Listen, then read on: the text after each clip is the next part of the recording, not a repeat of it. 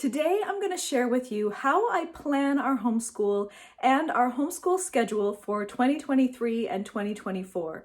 Now, I homeschool my two younger children, my 9-year-old who is going into grade 4 this year, and my 5-year-old who is going into senior kindergarten, as we call it in Canada, or just kindergarten.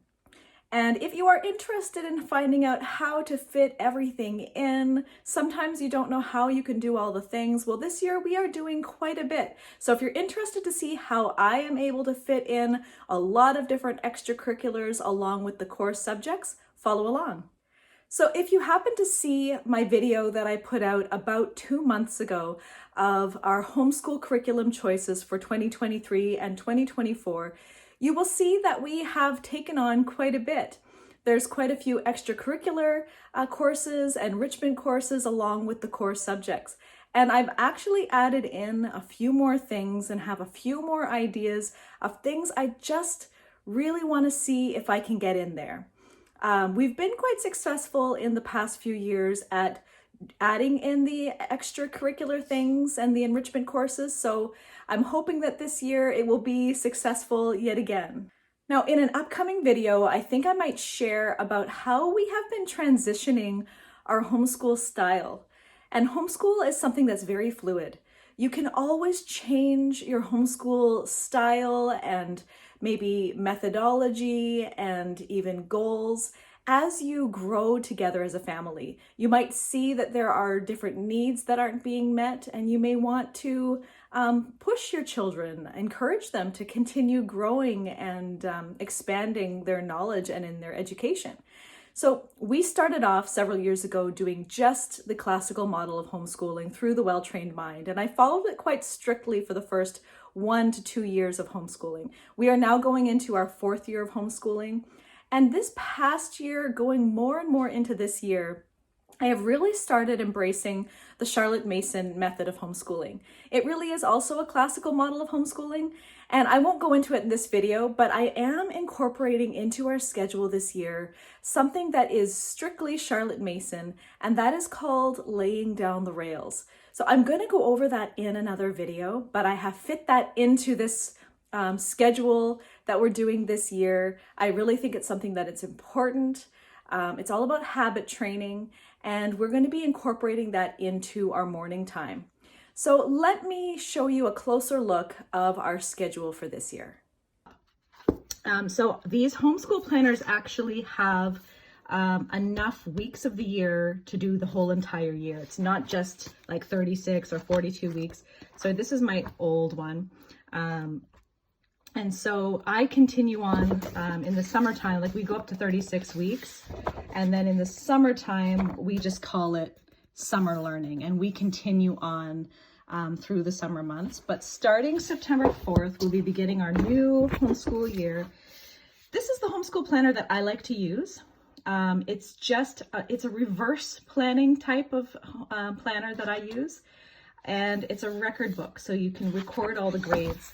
But what I like about this is, well, there's several things that I like. I don't use a lot of these things necessarily, but you can put in your own months and year, so it's blank every year. I like to write in here all of the main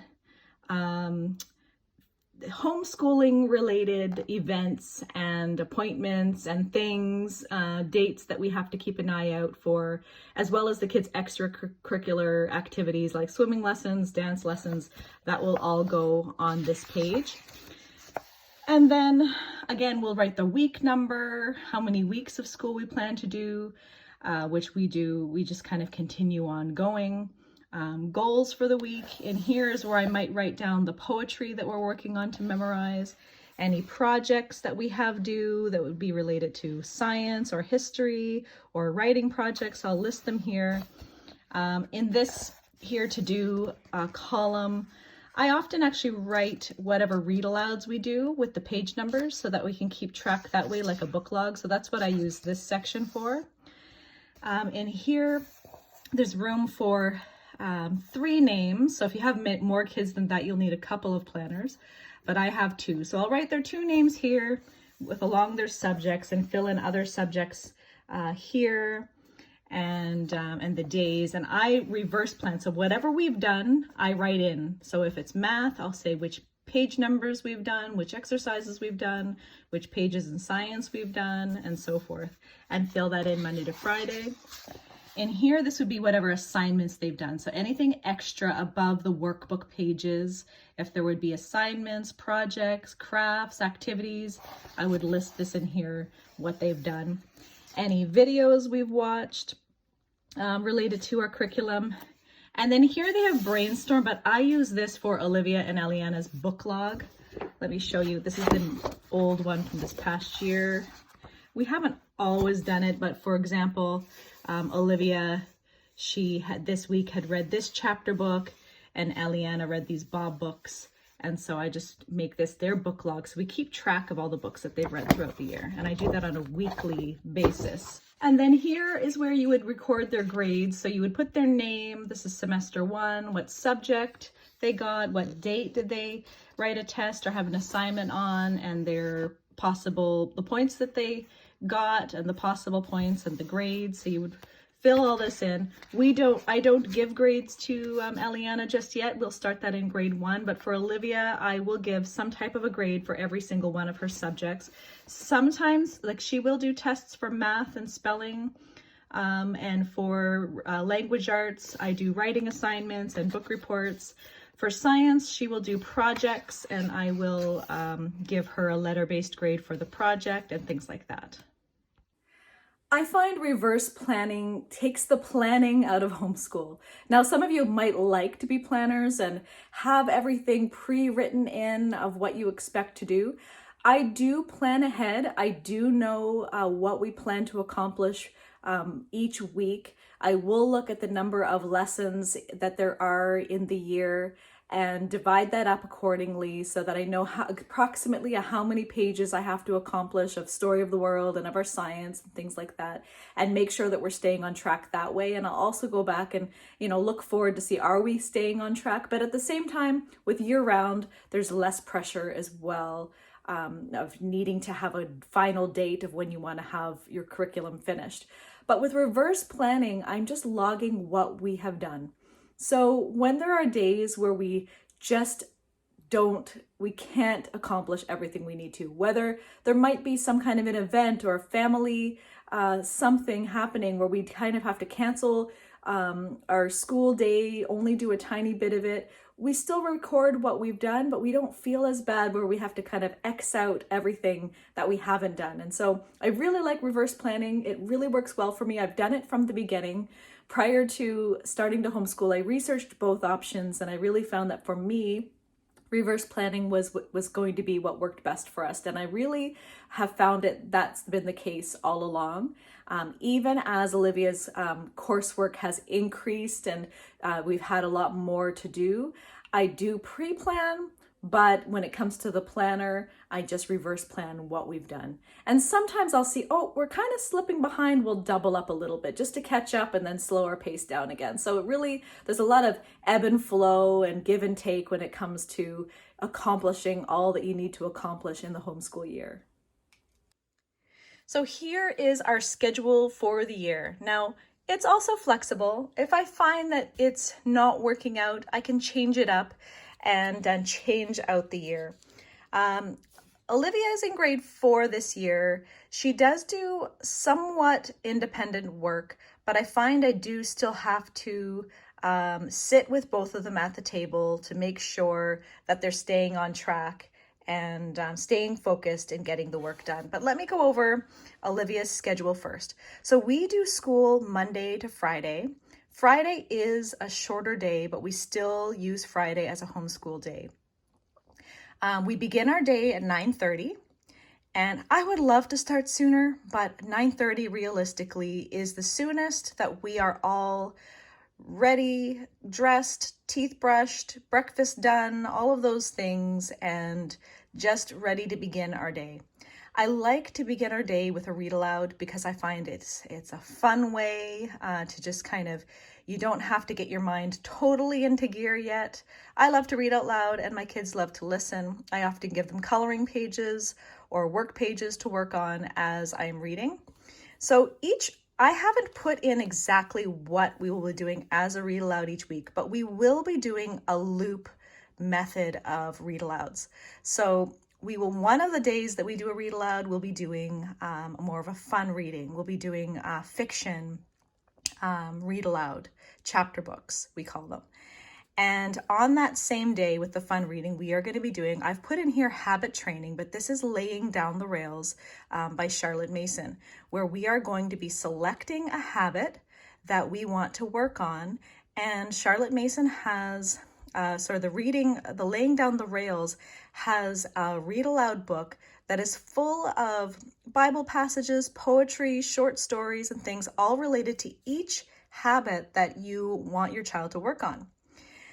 So we'll be doing that twice a week on Mondays and Thursdays. Another read aloud that we'll be doing will be our Christian apologetics, and we'll be combining that with our Bible study. We are going back to the beginning of Genesis again, and so we'll be combining our Christian apologetics, the two books that I showed you in our curriculum video, and Bible. We will also be doing Shakespeare one of the days. Now, we're going to rotate, and I may even allow the kids to say, which one would you like to do today? But then we can't repeat it. We'll have to choose a different one for the rest of the week. So Shakespeare will be one. I also have, we're going to be doing Persian history. We really enjoyed it, but there was such a short section in the Story of the World Ancient History of only maybe 2 chapters. So I actually have all, as far back in the Persian history that is known, a whole book on ancient Persia, and we're going to be reading that throughout the whole entire year. And then we also will then be incorporating another fun reading, maybe continuing this book or working on 2 books. We'll see how that goes. But in the first thing in the morning is a read aloud time.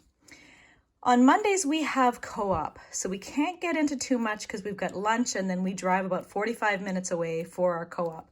So in the morning, we're going to do their piano lesson, and I teach them piano lessons. So we'll do the piano lesson for Olivia at 10 to 10:30. And then while Eliana's piano lesson is going on during the 10:30 to 11 time slot, Olivia will be doing some independent study. Now, the independent study, she's going to have a little devotional that she's going to be working on, as well as any other writing assignments or homework that she can take some time to work on. We have to have early lunch on Mondays because we then have to leave to get to our co-op for 1 o'clock. And our co-op, which is going to be nature study this year, is going to be from 1 to 3 o'clock. And that's the end of our day. When we get home, we are just going to be, the kids can play, things like that. I'll be getting, making dinner. By the time we drive through traffic, it's usually 4:30. Sometimes even almost 5, because the kids play afterwards. It's a hobby farm, and the kids will run around and play outside and play with the animals, and then we leave. We're usually there till 3:30, 3:45, and then we don't get home till 4:30, 5 o'clock. So that is it for Mondays. Tuesdays, we will start our morning after the read alouds. We'll start with math. Olivia does it somewhat independently, but this year I'll probably be doing short lessons with her at the beginning of the week. So on Tuesday's math lesson, with the teacher's guide, just to make sure that we have all the concepts being taught properly, and then she will do her math independently in the workbook. We will be doing her language arts. Her language arts is first language lessons and writing with ease, and spelling. So I'm lumping all that together. We should get all of that done in 30 minutes time. That's approximately how much time we are able to accomplish that. She will then do typing. We are still working on her typingclub.com course. I have the paid version, and she is slowly working through. There's several hundred lessons. I'm not exactly sure how many, but she's slowly working through those lessons and just improving on her speed and accuracy for typing. We do lunch normally at 11:30 to 12:30. I give them an hour break so they can eat, go play, and we call them back in. Normally we would have come back in at around 1, but she this year is taking Fundamentals of Writing. It's an online class through the Write Journey, and her class is from 12:30 to 1:30, online through Zoom with a teacher, and she's going to be learning the basics and essentials of writing and being given writing assignments as well. After her Zoom class with her writing teacher, we're going to be doing nature journaling. And this nature journaling is going to be associated with our co-op. But this is where we are going to be drawing the things that we have spotted in nature so that we can work on improving our nature journaling and our art. After nature journaling, we're then going to be doing our history, which is story of the world, the Middle Ages. I thought that doing drawing would be a nice way to break up kind of the more tougher types of lessons, and then listening to a read aloud again. It kind of breaks up the way that you're learning, that makes the brain more interested. So we're doing a writing course, drawing, then listening to a read aloud. And then at the end of the day, Olivia then is scheduled to do above level reading. I will talk about her assigned reading in another video, but above level reading encourages a child to kind of continue growing and expanding their reading ability. And so I assign her above level reading, and it's these books that she will be doing book reports on. So she will be reading for 30 minutes this year. According to Charlotte Mason's method of homeschooling, grades 1, 2, 3 are expected to do 20-minute lessons, and then grade 4 can move up to 30-minute lessons. So she'll be reading on her own independently for 30 minutes. I usually set the timer on the stove because it's sometimes hard for her to, she does love to read, but when it's that assigned reading, she tends to kind of want to be done sooner than the 30 minutes. So the timer helps us stay on track. And then at the end of the day, before she can run off and play, she will practice her piano lessons. This is a longer day than we normally do. So we'll see how this goes this year. Last year, we were normally done school by 2:30. So we are extending it by an hour, but Olivia is a year older, and so we are including a bit more curriculum. And some of it is fun and, of course, co-op and things that we just have to fit in. Wednesdays, again, we have the read aloud. And then Wednesday mornings, we have dance classes. They both go. So Olivia's is from, I think, so I combined the two on their schedule to block it off because we won't be here. But Eliana's is from 10 to 10:30 and Olivia's is from 10:30 to 11. We'll be done by, I think, 10:45. So it's in that time period. And math, we will do, again, we'll come home, she will do math while I'm making lunch. So I've taught the lesson already this week, and now she can work independently, and we have lunch. We will then do her language arts, which again will be the first language lessons, writing with ease and spelling. The spelling she does completely independently, so I just do the first language lessons and the writing with ease with her. We will then do history again. So with history, I do one chapter a week. But I will read the first half, I will read the second half, and then on the third day of history is when we're going to be doing like the activities. It's the fun stuff. So just 2 days of reading. Then she's going to work on her writing assignment that she gets from the fundamentals of writing. So this is where we're going to fit this in the next day to work on her writing assignment. This is when she can either work on typing or coding, one of the two, but probably will do coding. And then at-level reading is when she will do her 30 minutes of at-level reading and piano. Thursdays, again, the read aloud, the habit training, laying down the rails. We will then do our history fun activity. She will do coding again. Then we will do her language arts for 30 minutes, lunch, her independent math. She can then work on her writing assignment again for fundamentals of writing. We will do nature study research. So in our co-op, we've decided that each student is going to pick a special studies for each term. There's going to be there'll be 2 terms, and in each term, they are going to be doing a special studies research where they will then present a poster board or some kind of way that they can display what they've learned about the topic that they want to do independently and specialize in. So this is when they'll be working on this. Then we're going to be doing our language, which we will work on Farsi and Latin. And we do this together. So Olivia and Eliana will be working on this together. And then she gets to do below level reading on Thursdays. That is any book she likes to read. She can read for 30 minutes. And then piano. Fridays, we'll again do our fun read aloud. She does her spelling test, math, and if there's any math tests, she can then do below level reading. I've probably fit this in because I just want her to do something before lunch and not just go off and play before lunch. Actually, I have changed this, and I've printed this old one. This now actually says art and music study. So in this half-hour time period, we are going to be focusing, alternating 1 week an art study and 1 week a music study. And I'm using Ambleside's curriculum picks for like their list for the art studies and the music studies. And I believe for the beginning of the semester, we are going to be looking at Claude Monet for art, and the music, I don't recall, but they're classical artists that we will be looking at and studying. Then we have lunch, and then there's a bit of a break as we get ready to go to our Forest Friday hikes. Our Forest Friday hikes are actually going to be somewhat another nature study with another group, but they're really more of a outdoor fun hike playtime. I don't know how rigorous of a curriculum we'll be following in compared with this, but this is another homeschool group that we've been getting together with this past year, and we hike on Fridays, a fun hike and playtime. And we're gone for the whole entire afternoon. When we get home, they again will practice piano. Now, it might be hard to kind of see the method to my madness, but when Olivia is having more independent study, like working on math and things like that, that is when I'm fitting in Eliana's subjects. So she has all these spaces because I'm fitting in, I have to work with her with each of her subjects. Obviously, she's in kindergarten, so there's no independent work for her. So I have worked out her schedule around Olivia's schedule.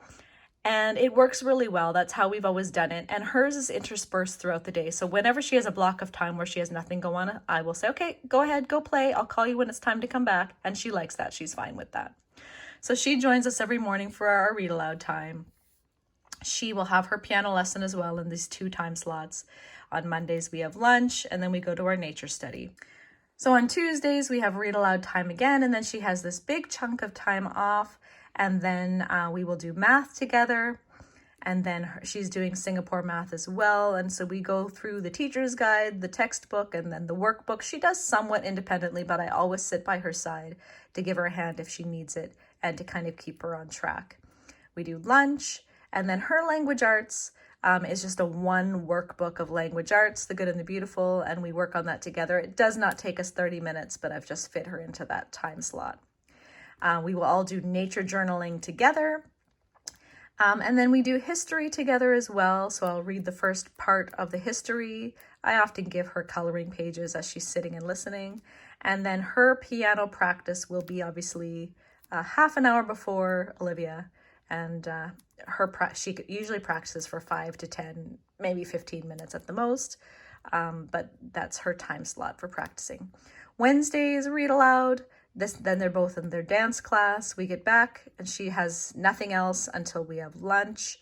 And then we will practice her handwriting.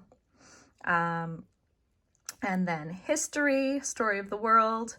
We do her math together.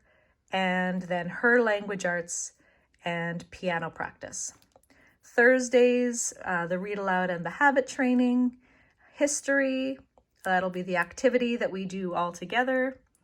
Language arts again, handwriting, lunch, math, our nature study research. She will also do a special project, the Farsi and Latin together, and then piano practice. Friday's the read aloud, and then her math, lunch, our Forest Friday hike, and piano. And so you can see here that we do math every day of the week. And language arts is also done, we do language arts 3 days a week, which I've always done with Olivia as well. So 3 days a week for language arts. Math is every day, and Olivia does have to read independently every day. Eliana reads to me, and we do that together. Usually, we do it during her language arts, but she also reads to me at her bedtime. So Of course, I had said below level reading is going to not be in this spot. Olivia will do her below level reading at some point later on. She does read every day normally anyway, but this will be the art and music study, and Eliana will be joining us for the art and music study. So I actually will have to shift this math up one, and we'll be doing the art and music study here before lunch. There is one other thing that I really want to try to fit into our schedule, and I'm just not sure that it's going to be possible. We may just try to squeeze it in once a month if I can't get it into our weekly schedule, but that is handicrafts.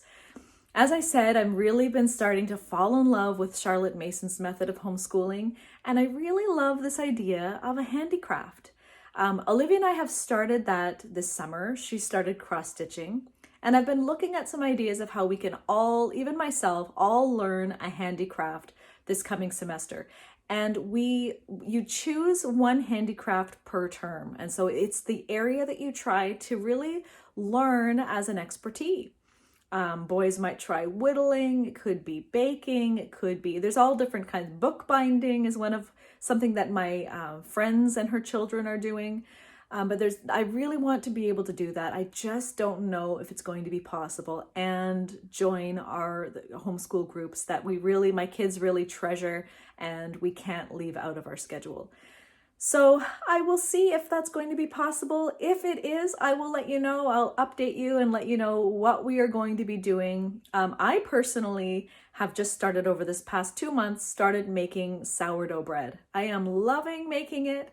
I'm excited because it's turning out really well. My sourdough starter is really becoming mature, and I've been turning out really good loaves of bread and even been able to give them away as gifts to like my father-in-law and things like that, and they think it's amazing. So I'm loving that, but I think it's a great idea and I really want to incorporate that. But that's all I have for you for today. If you are interested in all things homeschooling, please subscribe, like this video. Let me know which videos you're interested in hearing more about. I'm open to sharing about all areas of homeschooling, and I look forward to hearing from you. See you next time. Bye.